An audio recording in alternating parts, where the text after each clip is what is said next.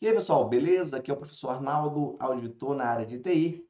Estive sumido uns dias porque estava de férias, mas estamos voltando aí com força total. E nós vamos começar falando sobre um assunto que eu julgo ser muito importante na sua preparação para concursos públicos, acerca da metodologia que você vai utilizar para estudar. Vamos falar especificamente sobre o uso de inteligência artificial generativa na preparação para concursos públicos. É legal utilizar o ChatGPT, o Gemini ou outras ferramentas? Isso ajuda ou atrapalha? Vamos falar um pouco sobre isso nesse vídeo, trazer os prós e os contras logo na sequência. Se esse vídeo for útil para você, não se esqueça de compartilhar, se inscrever e qualquer dúvida é só deixar o seu comentário. Então, vamos começar analisando uma questão de concurso. Vamos para a tela. Primeiramente, eu trago aqui uma questão da FGV para o concurso da Assembleia Legislativa do Maranhão, lá de 2023, cargo de programador de sistemas técnico, ok? É uma questão que fala sobre o XSLT, que é uma tecnologia utilizada para transformação de arquivos XML, ok?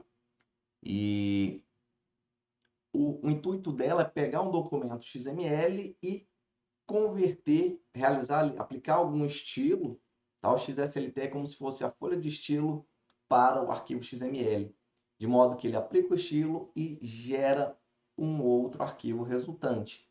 E aí esse arquivo resultante pode ser um HTML, pode ser um XHTML, o texto puro ou inclusive um outro documento XML. Ok. E aí essa questão ela traz três assertivas sobre esse tópico, sobre esse tema. E se eu pegar esse tema, não sei nada sobre isso, se eu jogar lá no chat GPT, será que ele vai me dar uma resposta correta, apropriada? Vamos fazer o teste? Eu vou copiar aqui as três assertivas e vou lá no chat GPT e vou perguntar o seguinte, ó. Analise as assertivas a seguir, indicando se são verdadeiras ou falsas. Dois pontos. Ctrl V e jogo o conteúdo a ser analisado. Bem, ele vai realizar o processamento, aquela análise inicial, e vai gerar a resposta. Legal? E aí a primeira que ele traz é a seguinte, ó. Vamos analisar as assertivas sobre o XSLT na versão 3.0. E aí vejam só, na primeira ele traz a assertiva como um todo. E aí fala o seguinte, ó, os processadores XSLT devem usar o mecanismo de namespace. É preciso usar um namespace para evitar o conflito de nomes, tá? Às vezes você tem no mesmo documento XML elementos são representados pelas tags, que têm o mesmo nome, só que representam contextos diferentes. Aí você tem que usar um namespace para, às vezes, definir um prefixo para evitar o conflito de nomes. Esse elemento table é acerca do conteúdo tabela. Esse elemento table é acerca de mesas, traz informações sobre mesas, né? Porque afinal de contas o XML armazena dados. E tem esse intuito. Aí fala aqui, ó, o XSLT usa um namespace apontando para essa URI, que é www.w3.org 1999/xslt/transform. E aí, ó, a resposta fala que é verdadeiro. Os processadores, eles utilizam o namespace e aí ele traz aqui, ó, o namespace correto, pessoal. Na verdade, sobre esse tema, de fato, tem que haver lá no XSLT um atributo indicando, apontando para essa URI, tá? Que vai trazer quais são os elementos que eu posso utilizar. Só que o caminho real é /XSL e não /XSLT, que nem traz o enunciado, tá? Contudo, ele foi lá e colocou essa questão como verdadeira. Ele julgou como verdadeira, tá? Mas, na verdade, lá o edital dessa prova, do gabarito, vai dizer que essa assertiva é falsa, por conta desse pequeno detalhe, um Tzinho a mais, né? Beleza? Então, na verdade, isso aqui deveria ser falso. A segunda assertiva é a seguinte, ó. A linguagem XSLT oferece duas alternativas para processar repetições de itens. E aí ele traz duas alternativas, que é o... Como é que tá aqui? Vamos ver? É o for each. Tá vendo aqui, ó? For each. Ok? E o do iterate. Ok? For each e do iterate. E aí ele vai lá e fala que a assertiva é verdadeira também.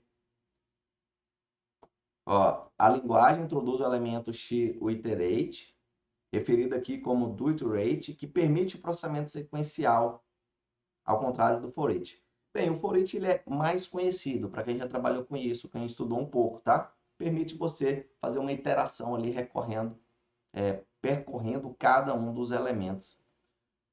Contudo, o iterate, o que traz a documentação oficial, se você for lá na W3C, na documentação, vai ter lá embaixo elementos de repetição, tá? E, na verdade, o que ele aponta é o iterate aqui, ó, do lado esquerdo, ó, repetition.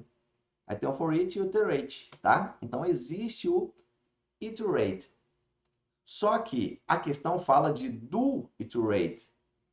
E aí, a IA, ela entendeu como verdadeira assertiva. Só que para concursos públicos, se tiver um ponto errado, está errado normalmente, não é? Então é falso. Então, na verdade, o elemento correto é o iterate, não o do iterate, certo? E aí a terceira fala sobre o try-cat, e que de fato está correto, existe essa previsão aí na documentação. Aqui mesmo a gente consegue ver, ó, try-cat, para tratar esses erros, tá? Então, o gabarito dessa questão é a letra A. Apenas a assertiva 3 está correta. Por conta de pequenos detalhes, as primeiras assertivas elas foram julgadas como falsas. E este é o mundo do concurso, né? Então faz parte esses pequenos detalhes. Então nós voltamos para a questão inicial. O uso de IA generativa ajuda ou atrapalha a preparação para concursos públicos?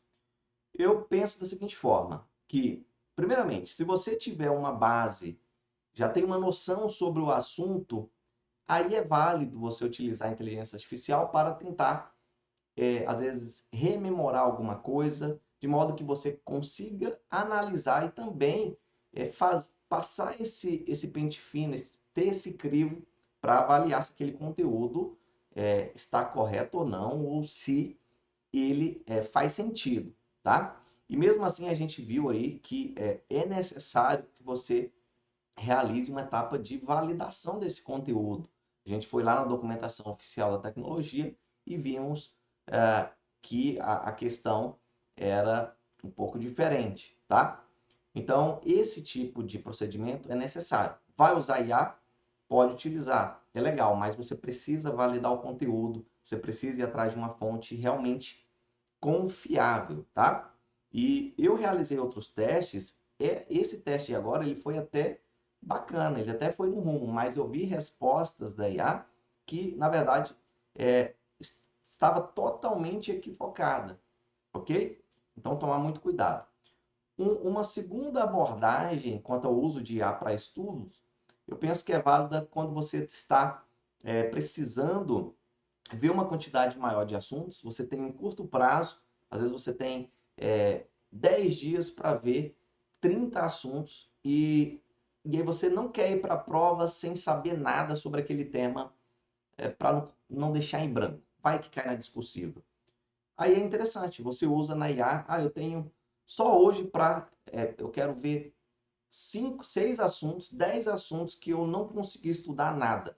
Aí é válido, você coloca lá e pesquisa, pelo menos para ter uma noção do que é que se trata aquele conceito, aquela tecnologia e qual a finalidade dessa tecnologia. Então, para você ter uma noção do que é e para que serve, os principais pontos, aí sim é bacana. Você pode ir lá e colocar, me dê uma aula sobre XML, sobre Java, sobre Python. Traga os principais pontos sobre Data Warehouse, Data Lake.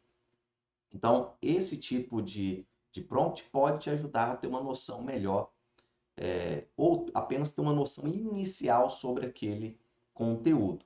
Legal?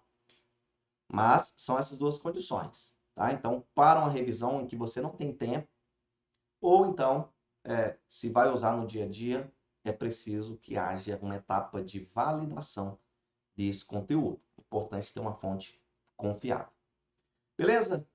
Estou aqui para ajudar vocês. Qualquer dúvida, deixe seus comentários. Grande abraço, bons estudos e até a próxima.